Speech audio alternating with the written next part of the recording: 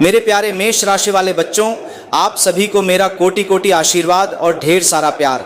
आज की यह वाणी सिर्फ एक राशिफल नहीं है, न ही यह कोई साधारण भविष्यवाणी है। यह आपकी कुंडली के गहन विश्लेषण का परिणाम है, जो वर्षों की तपस्या और ज्योतिष विज्ञान की अथक साधना के बाद तैयार किया गया है। मैं जानता हूं कि आप अपने जीवन में अनेकों संघर्षों से गुजरे हैं, आपने अपमान सहे हैं, आपने दर्द को अपने सीने से लगाया है और आप थक गए हैं उस अंतहीन दौड़ से जो आपको कभी मंजिल तक नहीं पहुंचाती।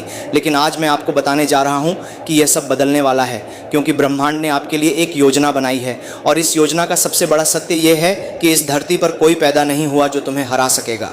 यह कोई खोखला वादा नहीं है, बल्कि यह आपकी कुंडली में बने दुर्लभ योगों का प्रतिबिंब है, जो आपको न सिर्फ सफल बनाएंगे बल्कि आपको उस ऊंचाई पर पहुंचाएंगे जहां से आप पूरी दुनिया को अपने पैरों तले देखेंगे।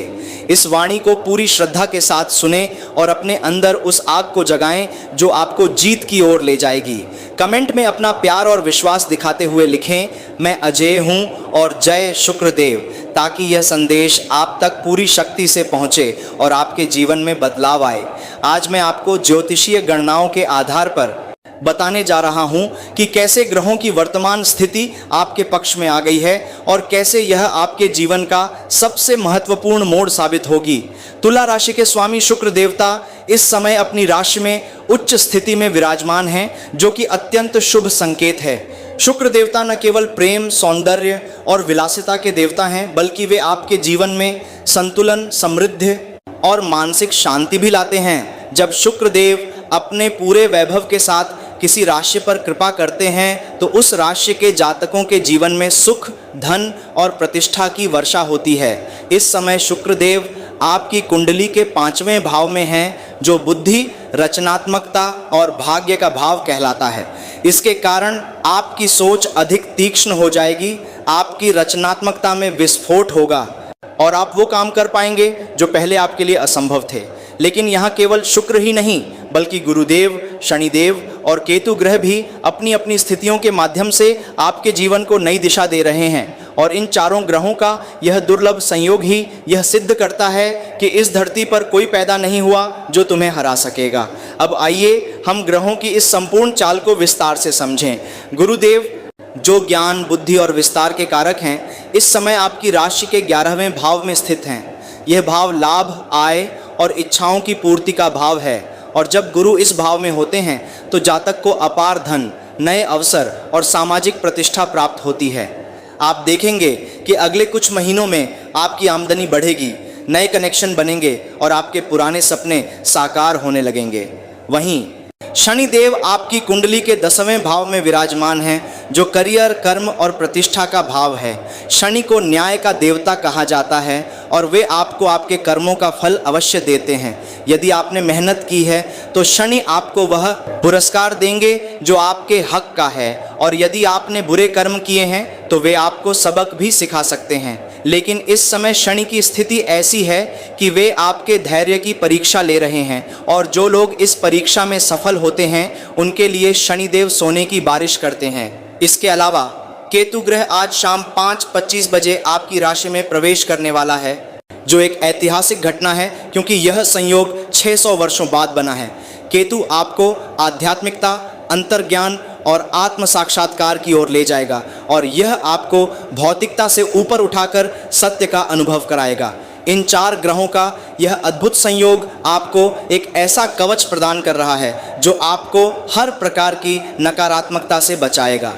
जब आप अपने जीवन में इन ग्रहों की ऊर्जा को समाहित कर लेंगे तो आपको महसूस होगा कि आपके चारों ओर एक सुरक्षा कवच बन गया है, जिसमें कोई दुश्मनी, कोई जलन या कोई बुरी नज़र प्रवेश नहीं कर पाएगी। यह वही शक्ति है जो आपको बताती है कि इस धरती पर कोई पैदा नहीं हुआ जो तुम्हें हरा सकेगा, क्योंकि अब आप अकेले नहीं हैं, बल्कि आपके साथ संपूर्ण ब्रह्मांड की ऊर्जा है। आज से आपका हर कदम आपको सफलता की ओर ले जाएगा, आपका हर विचार रचनात्मक होगा और आपकी हर इच्छा पूरी होगी। यह किसी जादू से कम नहीं है, लेकिन यह जादू विज्ञान पर आधारित है, ज्योतिष पर आधारित है और उस सच्चाई पर आधारित है जो सदियों से हमारे ऋषियों मुनियों ने बताई है। अब मैं आपको 15 बेहद अद्भुत और चौंकाने वाली खुशखबरियों के बारे में बताता हूँ। जो इस ग्रहीय संयोग के कारण आपके जीवन में दस्तक देने वाली हैं। ये खुशखबरियाँ आपके हर क्षेत्र में बदलाव लाएंगी और आपको एक ऐसा जीवन देंगी जिसके बारे में आपने सपना भी नहीं देखा होगा। पहली और सबसे बड़ी खुशखबरी यह है कि आपके करियर में एक बड़ा बदलाव होने वाला है। यदि आप नौकरी करते हैं तो आपको एक नई कंपनी का ऑफर मिल सकता है या आपकी वर्तमान कंपनी में प्रमोशन हो सकता है। और यदि आप व्यवसाय करते हैं तो आपको कोई बड़ा प्रोजेक्ट या अंतर्राष्ट्रीय सौदा हाथ लग सकता है जो आपकी आय को कई गुना बढ़ा देगा। यह बदलाव आज शाम 5:25 के बाद अधिक स्पष्ट रूप से दिखाई देने लगेगा जब केतु आपकी राशि में प्रवेश करेगा और शुक्र की ऊर्जा को और अधिक प्रबल करेगा। दूसरी खुशखबरी आपके परिवार से जुड़ी है। आपके परिवार में कोई बहुत बड़ी शुभ घटना घटने वाली है, जैसे कोई विवाह, गृह प्रवेश, नौकरी या कोई सदस्य किसी बड़ी उपलब्धि को प्राप्त करेगा जिससे पूरा परिवार गौरवान्वित होगा और खुशी से भर जाएगा। तीसरी खुशखबरी आपके स्वास्थ्य से संबंधित है। यदि आप किसी पुरानी बीमारी जैसे मधुमेह, उच्च रक्तचाप, गठिया या कोई अन्य दीर्घकालिक समस्या से पीड़ित हैं तो उसमें उल्लेखनीय सुधार होगा और आपको नई ऊर्जा, स्फूर्ति और जीवन शक्ति का अनुभव होगा। चौथी खुशखबरी आपके आर्थिक संकटों के समाधान की है। जो पैसे बरसों से फंसे हुए थे वे अब अचानक रिलीज होंगे। कोई पुराना निवेश लाभ कमाने लगेगा या आपको कोई नया स्रोत आय का खुलेगा, जैसे कोई विरासत, पुरस्कार या सरकारी योजना से लाभ। पांचवी खुशखबरी आपके प्रेम और वैवाहिक जीवन से जुड़ी है। यदि आप अविवाहित हैं तो आपको विवाह के लिए कोई बहुत अच्छा प्रस्ताव मिलेगा जो आपके जीवन को पूरा करेगा, और यदि विवाहित हैं तो आपके वैवाहिक जीवन में समझ, प्रेम और विश्वास बढ़ेगा और कोई पुराना झगड़ा या गलत फहमी समाप्त होगी। छठी खुशखबरी ये है कि आपकी सामाजिक प्रतिष्ठा में वृद्धि होगी। आपको किसी बहुत प्रभावशाली और महत्वपूर्ण व्यक्ति से मिलने का अवसर मिलेगा जो आपको आपके करियर या व्यवसाय में आगे बढ़ाएगा और आपकी सामाजिक स्थिति को नई ऊंचाई देगा। सातवीं खुशखबरी यह है कि आपका कोई बहुत पुराना शत्रु जिसने आपके जीवन में बहुत दुख दिए हैं और जो लंबे समय से आपके खिलाफ साजिशें रच रहा था, अब उसे उसकी सज़ा मिलेगी और वह आपके सामने घुटने टेकने को मजबूर होगा। यह उस महान योग का परिणाम होगा जो कहता है कि इस धरती पर कोई पैदा नहीं हुआ जो तुम्हें हरा सकेगा। आठवीं खुशखबरी यह है कि आपको आध्यात्मिक क्षेत्र में बहुत बड़ी अनुभूति होगी। आप अपने जीवन के उद्देश्य, अपने ईश्वर के साथ संबंध और अपने पिछले जन्मों के कर्मों को समझ पाएंगे जो आपको मानसिक शांति और संतुष्टि प्रदान करेगा और आपको एक नई दृष्टि देगा। नौवीं खुशखबरी यह है कि आपके जीवन की कोई बहुत पुरानी और जटिल समस्या जो सालों से समाधान का इंतज़ार कर रही थी, जैसे कोई कानूनी विवाद, संपत्ति का झगड़ा या पारिवारिक तनाव, अचानक समाप्त हो जाएगी और आपको राहत मिलेगी। 10वीं खुशखबरी यह है कि आपका व्यक्तिगत विकास बहुत तेज़ी से होगा। आप पुरानी आदतों, कमजोरियों और नकारात्मक सोच से मुक्त होंगे और आप एक अधिक आत्मविश्वासी, सकारात्मक और प्रभावशाली इंसान बन जाएंगे। 11वीं खुशखबरी ये है कि आपकी संतान, यदि कोई है, तो उसे शिक्षा, करियर या किसी अन्य क्षेत्र में बड़ी सफलता मिलेगी, या यदि आप संतान की इच्छा रखते हैं तो यह इच्छा पूरी होने के संकेत हैं। 12वीं खुशखबरी ये है कि आपको किसी नए शौक या कला में रुचि होगी जो आपके जीवन को सृजनात्मकता और आनंद से भर देगी और यह आपके मानसिक स्वास्थ्य को भी बेहतर करेगी। 13वीं खुशखबरी यह है कि आपके घर का वातावरण शांत, सुखमय और सकारात्मक हो जाएगा, क्योंकि इस ग्रहीय संयोग से घर में शुभता का वास होगा और कोई भी नकारात्मक ऊर्जा अब आपके घर के पास भी नहीं फटकेगी। 14वीं खुशखबरी ये है कि आपको कोई बड़ा सरकारी लाभ मिलेगा, जैसे कोई पेंशन, सब्सिडी या सरकारी योजना का लाभ जो आपकी आर्थिक स्थिति को और भी मजबूत करेगा। 15वीं और सबसे बड़ी खुशखबरी यह है कि आपको वह सब कुछ प्राप्त होगा जो आपने कभी चाहा था। सुख, समृद्धि, स्वास्थ्य, प्रेम, सम्मान, शांति और संतुष्टि, सब कुछ, क्योंकि यह ग्रहों की कृपा का अंतिम परिणाम है और आप इसके लायक हैं। अब मैं आपको शुभ और अशुभ समय के बारे में विस्तार से बताता हूँ ताकि आप इस सुनहरे अवसर का सही उपयोग कर सकें और अपने हर कार्य में सफलता प्राप्त कर सकें। आज के दिन का सबसे शुभ समय सुबह 5:30 बजे से 7:30 बजे तक है, जब ब्रह्म मुहूर्त का समय होता है और सूर्य उगने से पहले की यह घड़ी अत्यंत पवित्र होती है।